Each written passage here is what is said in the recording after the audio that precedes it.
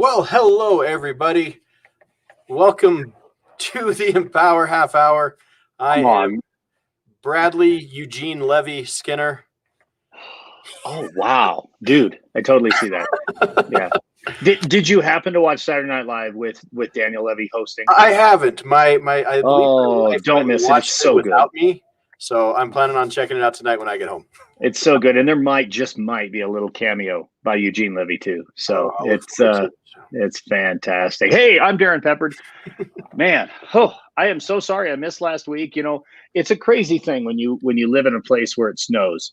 And not the snow, Bradley, you know this. It's not the snow that that causes the issues.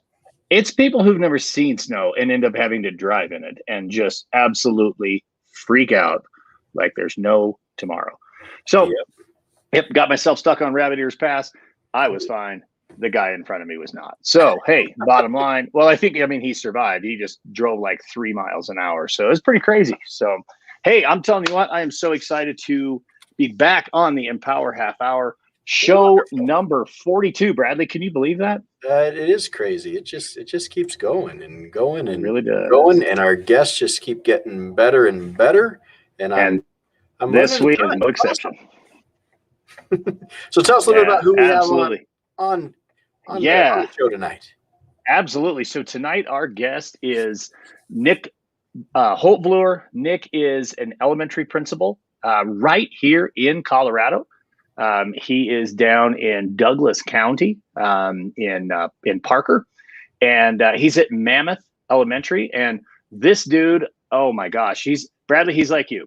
He is like the king of TikTok. I mean, this guy has got the video and social media skills that he's got some great content. If you're not checking him out, we'll talk about making sure you guys follow him on his social media presence, because he's got some great educational content that you want to be taking in. It's awesome.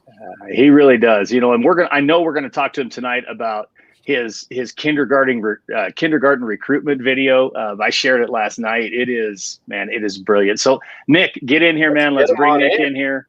Yeah. Welcome, Nick. Right Thank you so much for joining us on the Empower Half Hour. Hey, thanks guys for having me. I am just honored to be here. Very much so. Thank you very much. Yeah, awesome. It's super, super cool to have you here and to have a fellow Colorado transplant here on the show. Also not a true Colorado guy, but here with me in Colorado. So it's pretty awesome. And because I know exactly how you're going to answer this, tell everybody where you're actually from. Yeah, so I'm originally from Michigan.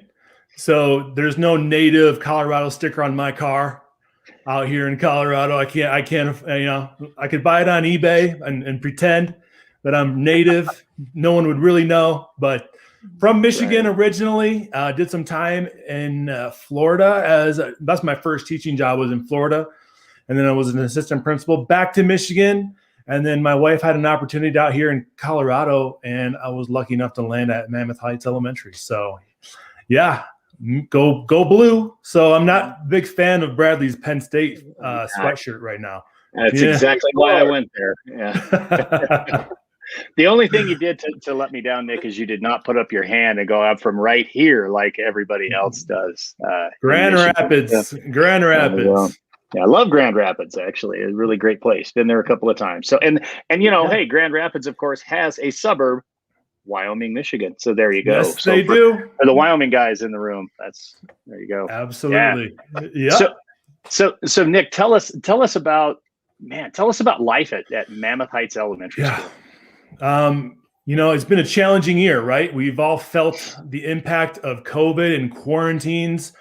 And the biggest challenge is to just give our kids as much normalcy as possible as we transition from hybrid learning to e-learning to in-person learning to your Christmas breaks and other breaks that happen, Thanksgiving breaks.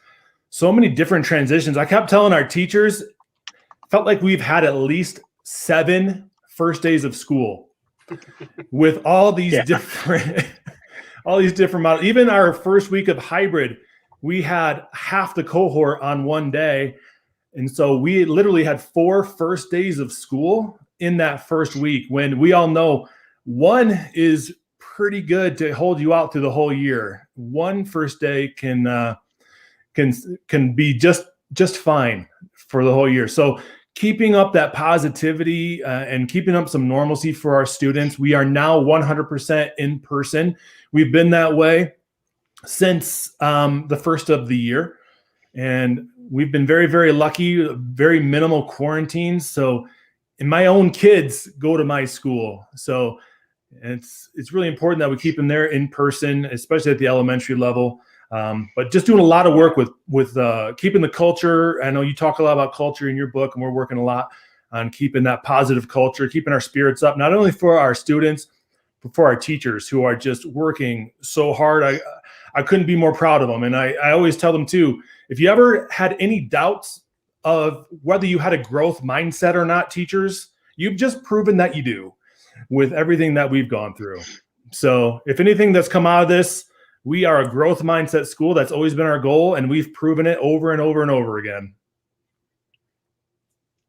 Awesome. So one of the things that I really want to address and have you give us some more insight in, with all those changes, with those, it's so easy to fall into that trap of seeing the negatives of having to deal with all those inconsistencies, with all the changes, with all the problems that can come from it. So what do you do with your school, and how do you keep such a positive attitude? But more important, how do you get that positivity to be reflected within your school, with the teachers and the students? Well, the good news is this is not the first time we've talked about being a positive and energetic school. That's been my vision for Mammoth Heights since my first day 5 years ago. It's my little catchphrase, is that we're going to be the most positive and energetic school in all of Colorado. And after that, we're going to be the most positive and energetic school in all of the country, in the world. I don't ask for a lot. I just ask to be the most positive and energetic school in all the world.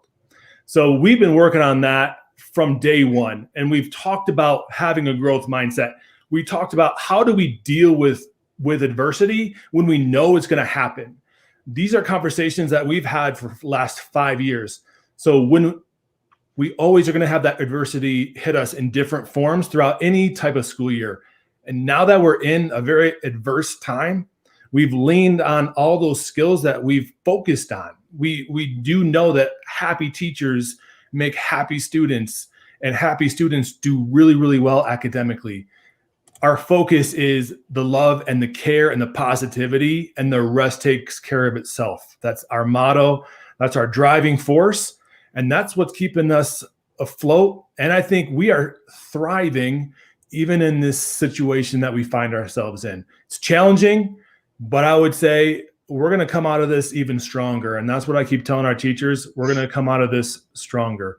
So a lot of meetings, even though they're on Google Hangout or FaceTime, making those connections and reflecting. We reflected on last year at this time. You know, Darren, in your book, you talked about you had to make a decision at spring break. That was a year ago now, pretty much. No. Crazy, isn't it? Right?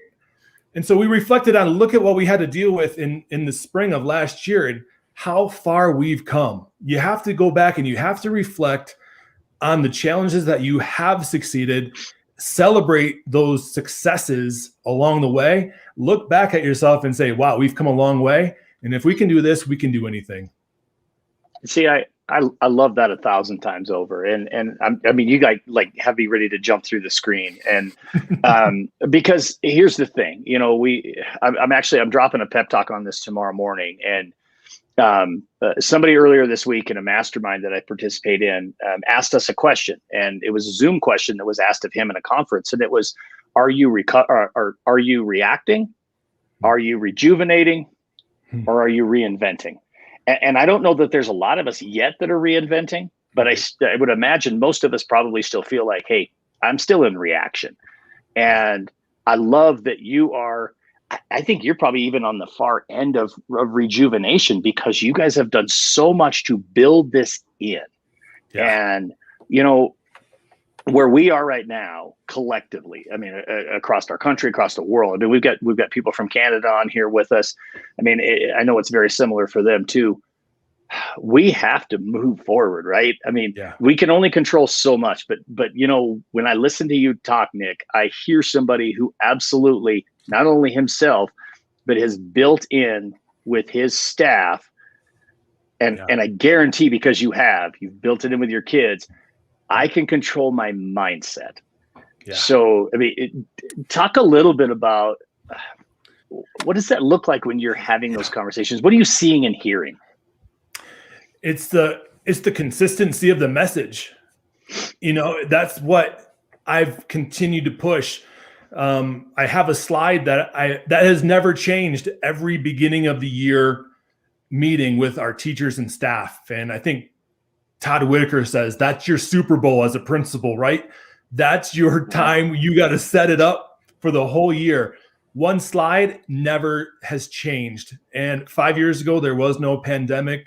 But those things that we've instilled in our students and teachers inside our building, that has not changed. And that consistency of message, no matter what you're facing, has been, I think, the biggest part of our successes is the consistency and the reflecting on how those things have worked, even though at the time, maybe you're not going to lean on it right away. But the consistency and reflection will win the day. And so that's how it really has just drove everything. So nothing was really a surprise for us. It was just that we were ready for anything, but nobody knew we were going to have to do something that has never been done in 100 years. And I challenged my teachers not too long ago, and I challenged myself on this. And I said to my teachers and staff, if you were sitting in your classroom in college on trying to become a teacher, and you're in your courses for literacy and classroom management, and somebody walks in and interrupts the class and says, just so you guys know, in 15 years, you're going to be a teacher in a pandemic that has never happened ever in the last 100 years. Are you still sitting in that chair, or are you leaving that room right now? And I can tell you from my perspective, I'm still sitting in that chair, and all my teachers are still sitting in that chair. So nobody was going to get them out of that chair, even 100-year pandemic. So even going back and reflecting to our time on just wanting to become a teacher, knowing some of the challenges, but knowing those unknown challenges too, even those unknown challenges, we're still sitting in our chair and we're still getting ready to become a teacher and administrator. It's fantastic. That's awesome. Certainly not easy to do, but I will from previous experience, I will preach this to, from the rooftops. It starts with leadership. Having a good, solid leader in your schools, in your buildings, in your district, that that they're there to support you as educators, that they're doing what is necessary for those kids by supporting their educators. It sure makes for, when you have tough and challenging situations, it makes it possible. It makes it bearable because that leader has your back. That makes all the difference.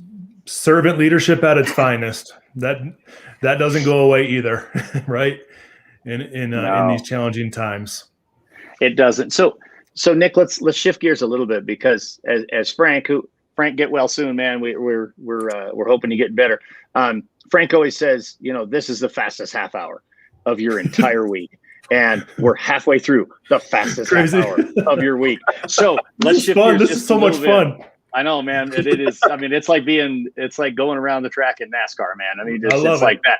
So let's shift gears a little bit over to the social media presence and the content that you put together, and all of the incredible stuff that you're doing.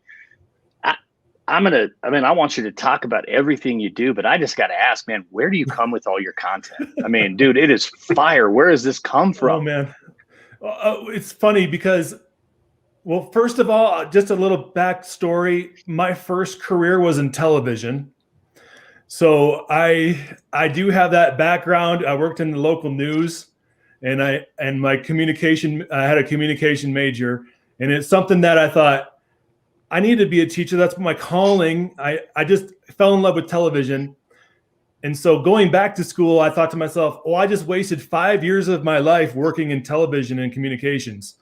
And I come to find out you never waste a minute of your experiences. And so all those experiences I have working in television have kind of come full circle. But no, at the beginning of the summer, I had all this plexiglass in my office. I grabbed some plexiglass and I told my secretary, hey, I'm going to be bringing plexiglass. And then I stopped. And I looked at my secretary and she's looking at me. She's like, why are you looking at me so weird? I'm like, I'm bringing plexiglass. And then she's like, oh, that's really kind of funny. It's Justin Timberlake. I'm like, and there's your video. That's actually the first video of yours that I saw. I think it was mine too. Yeah. So it's horrible singing, but I think that's what kind of makes it fun. Oh, yeah. And it's just about, with everything going on in the world, and I've heard this from our Mammoth Heights community, is like we're bringing some joy to a situation that's really kind of hard to find those happy moments. So bringing plexiglass, and then when we transitioned to e-learning, for some reason I'm just sitting in my chair watching TV. I'm like, e-learning, free falling. That's Tom Petty, and the lyrics just write themselves. There you go. Yeah. Well, anytime you bring Tom Petty, you've got me. Yeah, you had me at Tom Petty, that's for sure. Nice. Yeah. So how do you deal with those that are, you're going to have naysayers, you're going to have haters, and a lot of that when it comes to social media is that it's juvenile, it's toxic, it's negative, it's not a place for educators. Right. And here you are, not just viewing, but creating content about education on social media. So what do you do when you do come across those that are just like, hey, this is, you should be doing this? It's out there. You're absolutely right. And I never wanted to be a principal. And so when people started pushing me to be a principal, I'm like, okay, these are really intelligent people telling me I should go into school leadership. But I made a deal with myself early on that if I'm going to be a principal, I'm going to do it my way. I'm not going to be your normal stereotypical principal behind a desk. I need to be with kids. I need to be with the energy with our teachers. I need to be that servant leadership. I am not going to be the normal principal. So yeah, you're right. I hear the naysayers, but in my head, I'm like, then I'm doing it right. I must be doing something right. That's right. If they're upset about what I'm doing and it's not normal, I'm like, and there it is. And that's exactly why. So, and it's all about the kids, and the kids get a kick out of it. And the kids want to be a part of it whenever they can. It's just about, and Darren, you talk a lot about this, is putting out more positive out into the world, that it drowns out all the negative. And I think that might be a quote from George Couros. And it's about getting out more positive than negative. So yeah, there's negative, and you kind of get used to it. But every time I hear the negative, it's just affirmation that I'm doing the right thing. Agreed. Absolutely. Yeah. In leadership, if you think you can make everybody happy, you're wrong. And, so yeah, you listen to that stuff and, I don't know about you, but it fuels me. It sounds like it fuels you too. You're like, heck yeah, man, I must be doing it right. Here we go. You just wait. I got another one for you. That's right. Yeah. Let's go. Let's do it. But yeah, that's, and you are putting yourself out there, and I kind of ask myself, what do I want to put out there? So I've defined myself as, I'm a father, I'm a husband, I'm a school principal. I'm going to put out the positives about those and reflect on those. And then you get to interact with those same people that are husbands, fathers, and principals, and they're positive. And that's how Darren and I connected, because we've put ourselves out there and we've made those connections because we're defined by so many of the same things. So I encourage everyone, have the courage to put yourself out there. You'll connect with similar people that have those same beliefs and values that you do. And then it'll just build more confidence, and that'll start drowning out the naysayers too. Absolutely. That's a great advice. Thank you for that. I really appreciate that, because I know Darren and I both, we have a strong social media presence, and that's what it's for. It's about pushing out the positive messages. It's a lot of it. It's about sharing the successes of our schools and what things are happening. Because if you don't, someone else is going to take over, and they're going to control that message, and you may very well not like what that message is. Yeah, so true. Question. Yeah. Yeah. But Nick, so in a way you've kind of disproven a theory that I have. Okay. I tell people all the time when I speak about, being the author of your own story and about, we've got to tell our school stories and that kind of thing that, typically I always say, hey, unless you were like a business major, you never took a marketing class or you don't have any idea how to do this. But dude, you've got a television background. So, Yeah. I mean, the communications piece, I mean, that just makes so much sense. And it just, Yeah. I mean, not that I'm going to say, hey, I'm going to go back and jump into television for 5 years to try and catch up. But clearly that is something that has really served you very, very well. Yeah. And I think there's a great message in there and there's a great lesson in there. I know a lot of Bradley's background because, I've known Bradley for a number of years, and every one of us, our story, all of the chapters of our story get us to where we are. So yeah. I say all of that, and not to put you on the spot. And I know there's at least one person on here who must be from your school community who said something like, "Hey, way to go, H." Yeah. I don't want to put you on any kind of spot, but dude, what's next? And or what are the things? Not even like saying, "Hey, what's next after a principal?" I'm not asking that. Sure. All this work you're doing, what's next? What are some of the goals that Nick has? So it's amazing what kind of opportunities show themselves when you have the courage to put yourself out there with social media. My obligation is always to pump up the amazing things happening at my school. I do that not for me, but I do that to showcase our teachers and our students and our community. But what's next is this. This is fun, right? You get to meet people and you get to go on these great live stream videos and talk about what you're passionate about. So that's kind of what's next, is just talking about what you're passionate about. And talk about naysayers, Bradley. Is like my wife was one of them. So she's like, "What are you doing with this TikTok?" And I said, I don't know, but I think I got something here. So it's amazing what opportunities do present themselves when you have the courage to put yourself out there and take risks.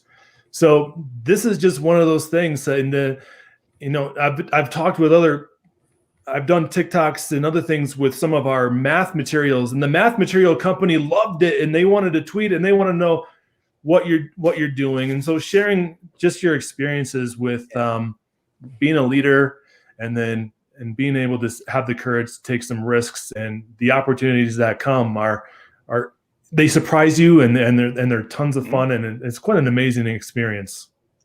So I'm not sure if that answers your question. No, that's fine.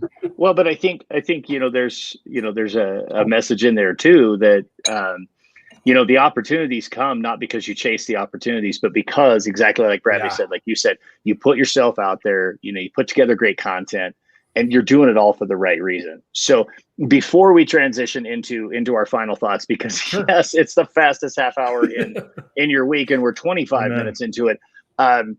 I just got to ask, and I know Bradley wants to hear it too, dude, the kindergarten recruitment video. Tell us the story, man. That's so good. How did that come about? So I wanted to do a kindergarten recruitment video just to highlight the great things in our kindergarten. And as many schools out there, they have like a kindergarten roundup to get ready for those parents that are nervous about those kids coming to this is their first experience. And so, I literally just typed in garden, songs with the word garden, and Octopus's Garden came up. I'm like, okay, this actually has a beat that's very kid friendly, and it's just about manipulating the words to kind of fit. I try to really stay true to the rhymes and then connect it with what's happening in our school, so it's fun. And I was telling you earlier, it's just really it was difficult just to have a video that would highlight your school with hardly any kids in it, because I didn't want the masks that our kids are wearing diligently, especially even in kindergarten, to be the definition of our school. So to really pump up the energy of our teachers, drove the day with an awesome kindergarten with you. So that's how that all came about. And I take my video around at night when no one's around, and I shoot some video where I think the night custodians think I'm a little weird, but that's okay. That is fantastic. Well, it's clear you've got great relationships with your kindergarten teachers. They look like they were having a blast. Yeah. And yes, Bradley, that's now 42 episodes in a row that relationships have come up. Every time. So important. It is. That's right. Yeah. Awesome. All right. Final 3 minutes. Here we go. Bradley, you've got control of the dial. Who goes first in final thoughts? We'll spin the wheel, and it's going to be me. Okay. All right. Here we go. I just want to end today's episode. I mean, one of the things I love is this concept that positivity is contagious, and I really believe that it is. I truly believe it. I think you can have those naysayers. You're going to have people that might be doubting the vision of a school, or even a mission statement, or even what's trying to be accomplished. But that positivity can go such a long way. I'm not saying it's the only cure. I'm not saying, hey, just be positive about things, and you can fly a little penguin. It's not. That's not what I'm saying. But what I have seen is that it can really change. It can change the heart of an individual. It can change the feel of a school. It can change the culture and climate, and you can eventually work through some of those more difficult areas. And that all comes from that positive leadership. And just the way that I feel today after this episode, simply because of I can feel that positivity that Nick, that you bring, and it's contagious, because I'm feeling it right now, and I'm excited to be a part of it. So I'd say over the next week, Nick, you better watch out, because I'm going to be duetting and stitching a ton of your TikTok videos. So I love it.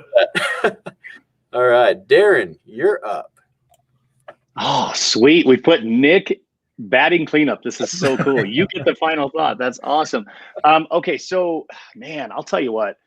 I mentioned earlier I'm going to drop a new pep talk tomorrow, and I was just so fired up as I was doing that.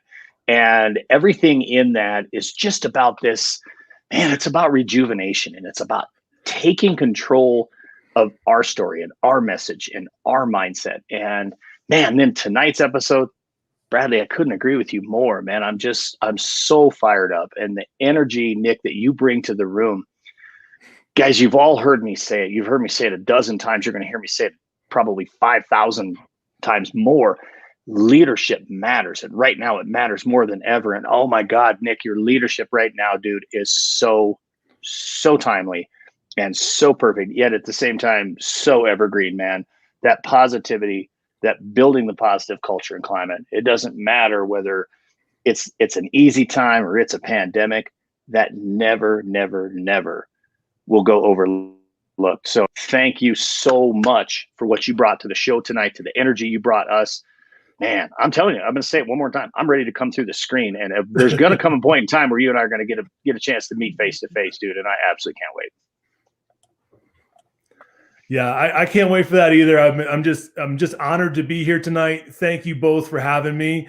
This is just good for the soul when you get to share your passion, and it's really tough these days to kind of even meet without masks on and to be able to showcase that. So first of all, I better say hi to Kathy Whelan, who's making comments. She's a teacher I used to work with all the way in Florida. Before I forget, hi, Kathy Whelan. I loved your point also, Bradley, that positivity is contagious. And I'm a big fan of John Gordon. And he says positivity is a competitive advantage. And I always take that to heart, because there is a lot of choices in public schooling. And we have to have that positive that's contagious. So it's a competitive advantage for our students, not only in our schools today, but throughout the rest of their life.